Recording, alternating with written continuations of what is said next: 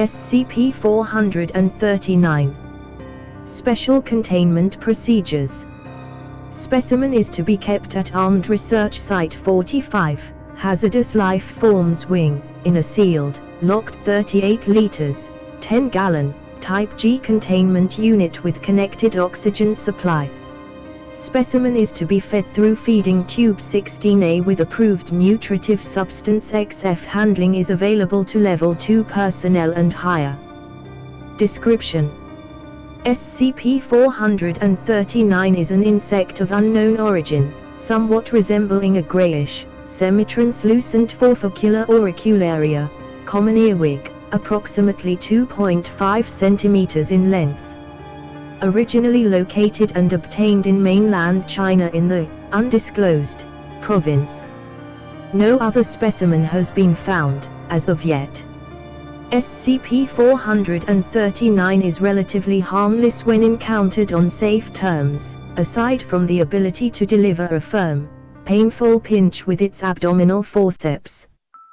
The true hazard this creature poses lies in its habitat construction and reproduction, which is initiated when the specimen enters the mouth of a sleeping human. This will only occur with humans. Other life forms have been presented to SCP-439 and have been uniformly rejected. Upon location of a suitable host, the specimen will hide itself in the immediate vicinity and wait until the victim has fallen asleep. How it is able to determine the state of sleep is unknown, but it has shown to be accurate in data expunged times out of data expunged. Upon entering the mouth of the new host, SCP-439 will travel down the trachea and take up residence in one of the victim's lungs. In approximately 4 to 8 hours after awakening, the host will complain of chest pains and shortness of breath, followed shortly by abdominal cramping. The tightness in the chest will increase as well as a fever until the host is incapacitated. It is around this time that the onset of fibrodysplasia ossificans progressiva, FOP, occurs, a disorder that is normally genetic in nature that promotes growth of bone into muscle tissue. Since the production of new bone growth is so rapid, the procedure is also quite painful for the subject, with new bone spurs occasionally protruding through the flesh. While this is happening, the host will become compelled to seek shelter in a darkened, enclosed space, such as inside household cabinetry, closets, or heating ductwork. Within the first 3 days without treatment, the host will become completely withdrawn and immobile due to the extreme pain of new bone growth coupled with difficulty breathing. At this point, the subject's body will begin the final stage of transformation into a bone hive. Having concealed itself in its new home, the body of the host will huddle in a fetal position. Entire portions of the skeletal structure will shift along, data expunged, until the host body is roughly spherical in nature and reduced to 3/4 its original size. New bone protrusions will continue to grow and, if possible, anchor the body permanently to its new location.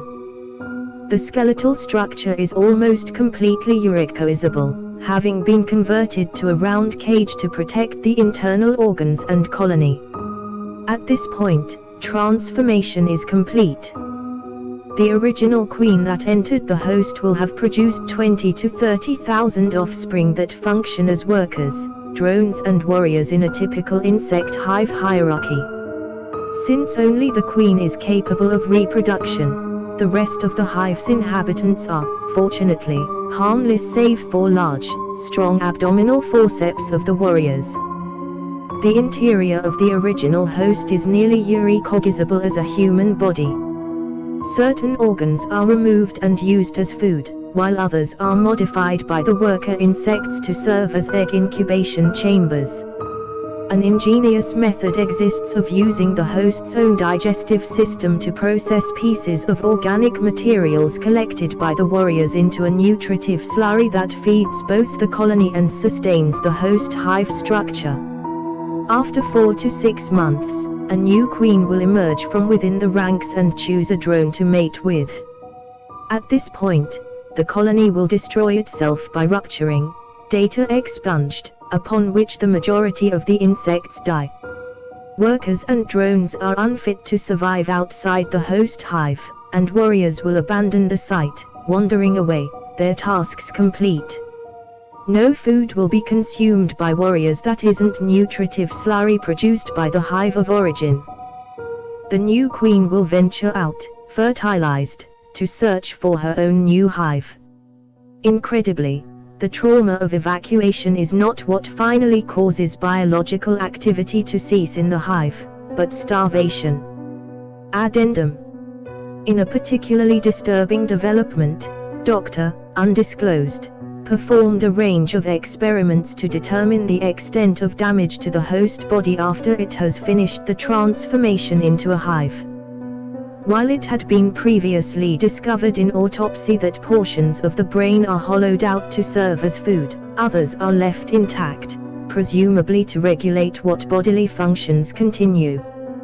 During the last round of experimentation, Disclosed took the opportunity to examine a hive at close range shortly after transformation. While the eyes are eventually reached and used as a food source, at the point Disclosed performed her examination, they were still intact. Opening the eyelids, and examining them with a flashlight, Undisclosed discovered that the host's eyes followed the beam. Experimentation was terminated and no further testing is scheduled.